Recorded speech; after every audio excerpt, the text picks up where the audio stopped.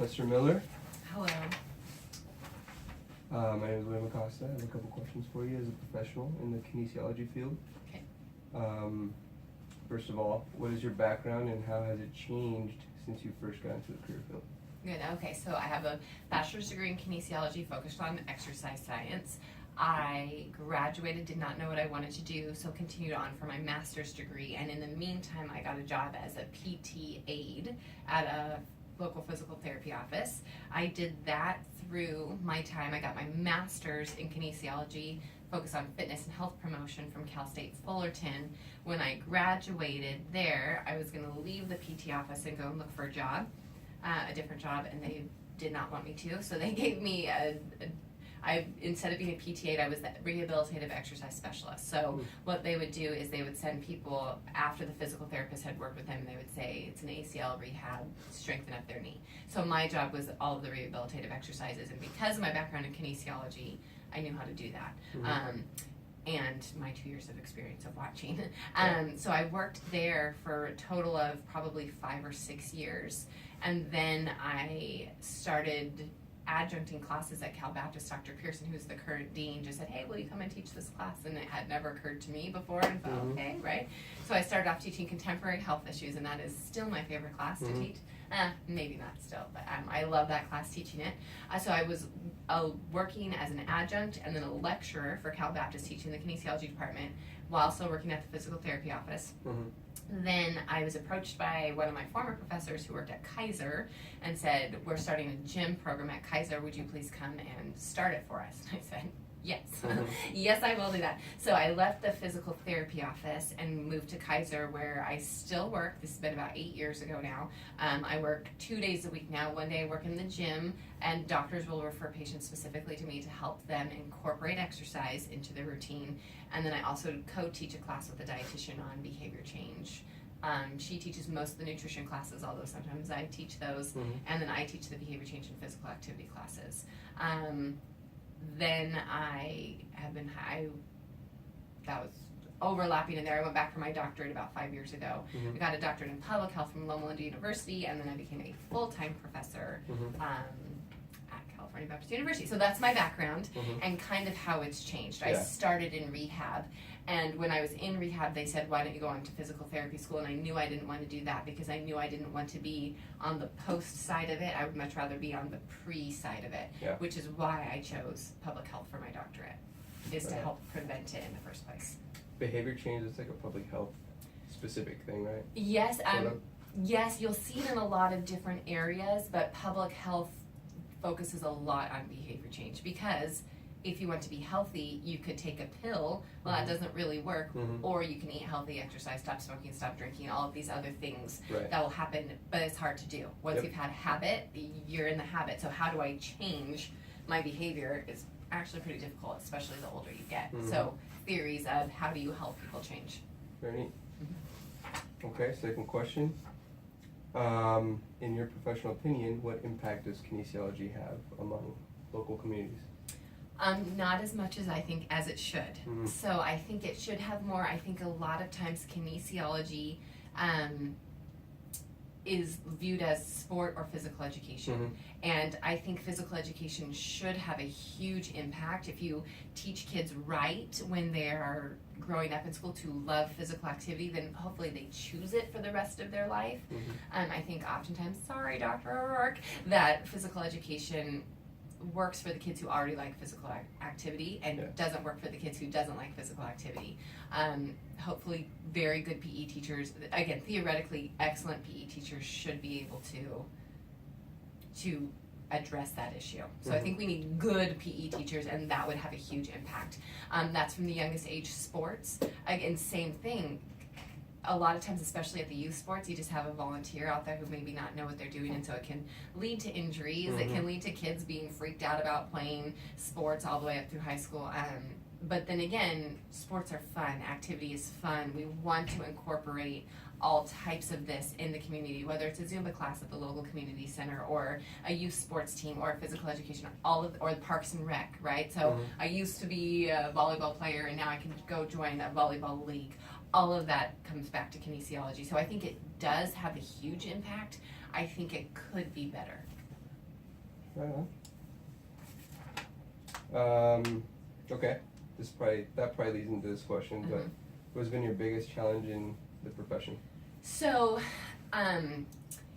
in my current job, I work with a lot of people who the doctors refer them to come and exercise, and they don't want to. Mm-hmm. So why don't they want to, right? Well, maybe my knee hurts. Well, why does your knee hurt? A lot of people were injured playing sports, or a lot of people are overweight and then have joint pain. So I completely understand why you don't want to exercise if it hurts you, or I hate it, or I don't want to sweat, or I feel stupid, or I don't know what I'm doing. There's a lot of these barriers. And so one of the things I do in kinesiology really is a lot of behavior change in what we call motivational interviewing of, okay, you came to the appointment, right? The doctor made you come. That's not a good reason to come to if you're trying to sustain long-lasting behavior change.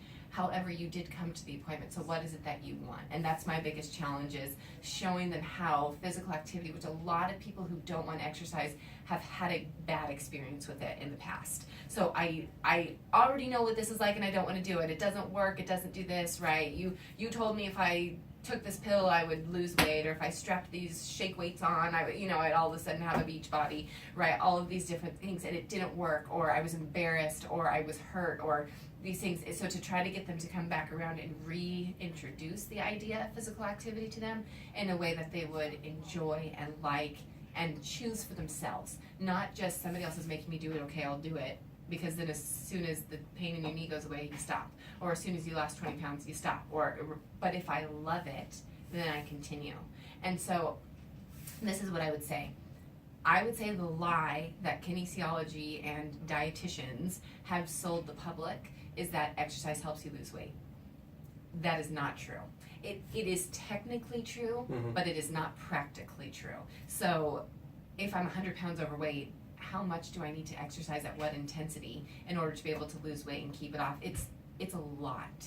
And so people think, oh, if I go for a 20-minute walk a day, I'll lose weight. Well, I didn't lose weight, so now I stop exercising. And it is not a good thing to tell people. Exercise makes you healthier. That's what being physically active will lead to improved health, which weight loss might be a component of that, and it might not be. But regardless of that, it's still healthier. And so the biggest challenge I have is trying to shift the focus towards, I always tell my students, don't tell people exercise will help them lose weight, because you don't know that that's true, right? But exercise will help you be healthier. We know that. So how do we shift the mindset of the public that has been told this for decades? A long time. Yeah. This question leads into that. So the future of kinesiology, do you think that's going to switch? I do. I think, so kinesiology, when you look at the heart of kinesiology, I think you can wrap it up in physical activity. So it's physical education, that's rehab for injuries, so physical therapy and athletic training, it's sports, it's sport management, but anything that goes around us being physically active. And I don't think we're going to lose PE. Like, there's always the debate, should we cut PE? No, we shouldn't cut PE, right? I don't think we're going to lose youth sports. Our country loves sports. It is sports all over the place, so those aren't going away, so that will remain the same. But I do think with the obesity and diabetes epidemics that physical activity is a key component of that. And one of the things with APHA, which is American Public Health Association, it's the big public health conference and group, they just added a physical activity component to it, which hasn't been there before. Why not? Nobody knows, right? But they are just adding it in. And so now I think, especially because I know you're interested in public health, they're now embracing the idea that physical activity, what do you know, actually is important for our health. And so I think we're going to see a lot more jobs in that realm for people. Like a dietitian, for example, at Kaiser right now is a covered benefit. You can just request to go see a dietitian and your insurance pays for it. It's not true with physical activity professionals. But as we have more research come out that shows, because right now it's what helps you lose weight. Everything's focused on weight loss. Well, nutrition helps you lose weight. It absolutely does. Physical activity may or may not. So if we stop asking the question, what helps me lose weight and what helps me be healthier, I think now all of a sudden more jobs open up in public health realms related to physical activity to help control diabetes, to help with childhood obesity, to help with adult obesity. So, Interesting. sorry. Right. That's good. That's good. Okay. Okay, last question. If you could go back at the beginning of your career and change anything, what would you change? So, Or what advice would you give yourself? what advice? Okay, so I received advice once that I took, and I think it was good advice, but I have a question about it. Don't turn down any opportunity. And I think that has served me well, which I didn't. I didn't turn down any opportunity that came my way. I've got to do this, I've got to do this. And because of that, kinesiology really is all of these interrelated fields. And I know with 303, you see that. Here's athletic training. How does that relate to physical education? How does that relate here? And it really is. So I think I've gotten a really good look at all of the different areas of it because I've done all of these different things. And there's other things in there that I didn't tell you. I worked at a gym. I helped coach this. I did, all of these different things. I have a good look at it. But if I could have done something different, rather than saying, okay, this is what everybody else tells me I need to do, I would have listened to that and say, okay, this is your opinion on what I need to do, but what is it that I actually really love? So the part of it that I love the most is recreation. And that's the piece that's hardest for me to get based off of the experiences I've had. So if I could have done it completely differently, I would have gone into recreation, not necessarily weight loss. I don't love weight loss. I think it's important. I think you get to talk with a lot of people who are really hurting and need help and need somebody to say, it's okay, like you can do it, I'll walk alongside with you. And I love the people aspect of it, but I always tease my husband, if he dies, I'm gonna go become a park ranger, right? I love the recreation aspect of it, and I would have gone into what I know I loved. When I was a sophomore in college, I was a business major. And I knew I didn't like it. I hated it. I chose it because this is how you get a good job, right? So responsible person, we're going to go get a good job. But I knew I didn't like it. And so I just asked myself the summer after my sophomore year, if I could do anything I wanted, what would I do? And I would run around outside and play games. That was my answer. And I'm like, well, that's a stupid job. You can't tell people that. But that's recreation, right? That is still my answer. If I could do anything I wanted all day long, that's what I would do. And I think if we can make recreation more available to people, not in, oh, you have to be good enough at soccer to join the soccer league, right? How do we use recreation, specifically at the college level? Because I believe kids don't have as much autonomy as they need in order to be able to make life decisions. I think once you're 35, you're pretty set in what you're doing. So let's go to the people who have the ability to make that decision, who haven't been so practicing their habits for 20 years, right? And let's see if we can make a change with them for the health of our nation. And it's still about the health of the nation. But my specific focus, I would have chosen recreation. So what you're doing now, is that more weight loss oriented? Yeah, it's definitely weight loss, which I think is important, and I love it. But I always tell people, I'm sorry we make you weigh yourself before you come in. And it's just Kaiser rule. You have to weigh yourself every time you come in, and it's like, because then we say, it's not just about weight loss, how much do you weigh, right? And so we're saying and doing two completely conflicting things that doesn't make any sense. But I like it. I really enjoy it. If I could have done something different at the beginning, I probably would have gone recreation. But at the same time, I really did pray about the path, right, that I was going, and I was definitely pushed this way, right? So I don't regret anything. It's not like, oh man, I should have done this. And because of my position now, there was one thing I just proposed to the chair of our department, Dr. Sullivan, what if we could do this, right? So I can choose to do my research in the area of recreation. There's nothing stopping me from that. So I think now that I realize, no, I really do like recreation, right? And that's fine. It's a valuable thing. I think I can look back and see all my experiences and go, okay, I'm uniquely positioned to move towards recreation. I just have to do it. So, this is comfortable. I know this. I can do this. Or I can branch out into something that's, I was never trained in it. I just like it. So I have to teach myself, essentially. Which is fine. That's why you go get a doctorate, so you can learn how to teach yourself. Yeah. But, yeah. National parks, huh? National parks, man. That's why I know St. George, Utah, right? Yeah. Zion was right there. But, yeah, no, I would love to, but you can't pick where you go. You get to list your top 3. Yep. And you could be sent to Alaska, and I would freeze to death. So, what is that? All right. Thank you for answering those. You're welcome. Now, for the second part, you have to interview me for a job. Okay. So here's my cover letter and my resume. Okay. So, the way I've chosen to play this is I am an executive for the Riverside Community Health Foundation. Okay, we have noticed that in Riverside County, our obesity rates are rising, and we've decided we want to implement programs to, specifically physical activity programs, Mhm. right, to help address the health concerns of obesity and diabetes in Riverside County. So, I've read your resume and cover letter, and it's really good. And I see that you're interested in public health and have a background in kinesiology. So I think that you are an interesting candidate to help us come and join our team. So let me ask you first, knowing the background of our organization and what we're doing, what would be something, if you're going to work with the program director, what would be something you might propose to the program director to help us achieve our mission of addressing the issue of diabetes and obesity in Riverside County? Okay.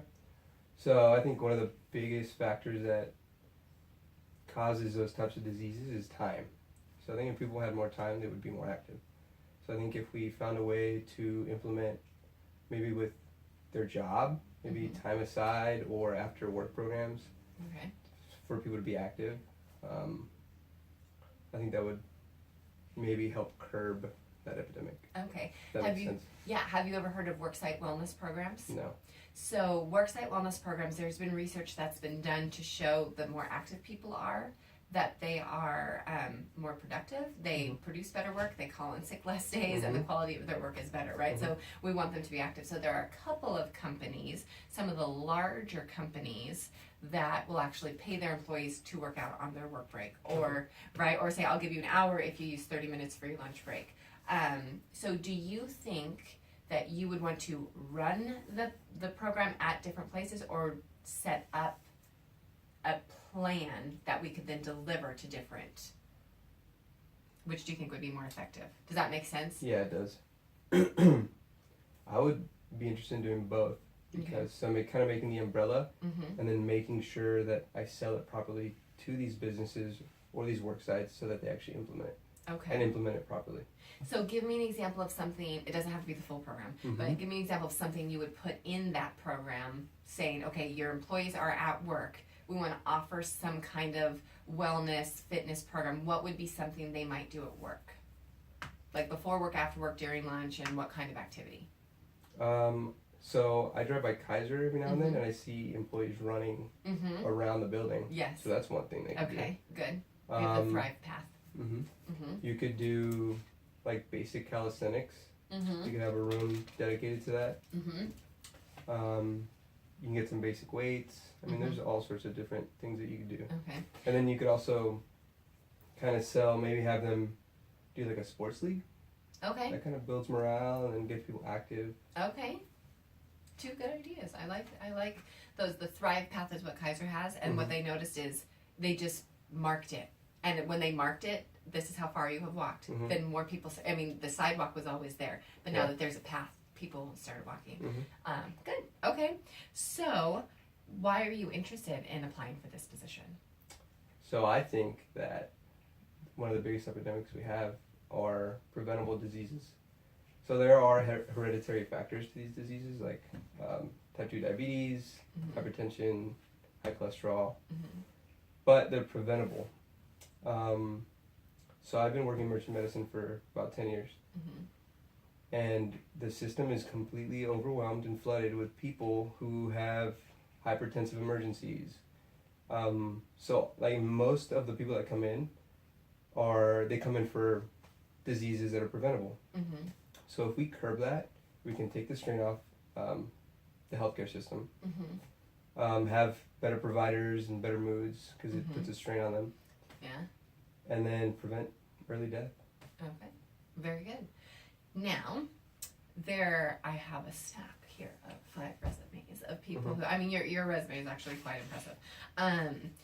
But some of the other people are quite impressive as well. So why should I hire you over them?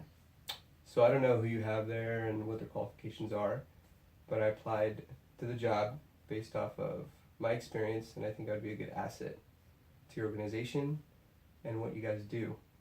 That being said, if you have someone better that's more qualified, it would behoove you to hire them instead of hiring someone who's not as qualified. Okay. So what specific, you said my experience and my resume. So give me a specific of why you think you applied for the job because it looked interesting and you think you can be an asset. Give me an example of how you can be an asset. So when I was in the Air Force, I was deployed to South America, and part of what we did was educate communities on basic public health stuff. I mean, like hand washing. I got to build a hand washing station for a couple communities, and just that alone, like, you realize that some people need. I mean, it's basic knowledge to us, but it may not be basic knowledge to everybody else. Right. So. Good. Yeah. One of the things I noticed on here, a lot of the burden of the obesity and diabetes epidemic falls onto the socioeconomically lower class, and that also correlates with a lot of our Hispanic population. And so you were bilingual. I am. Which would be a very Another big strength. asset. Yeah, very big asset to that. Well, good. Thank you for coming in today. We will let you know. Thank you for your time. You're welcome. Good job.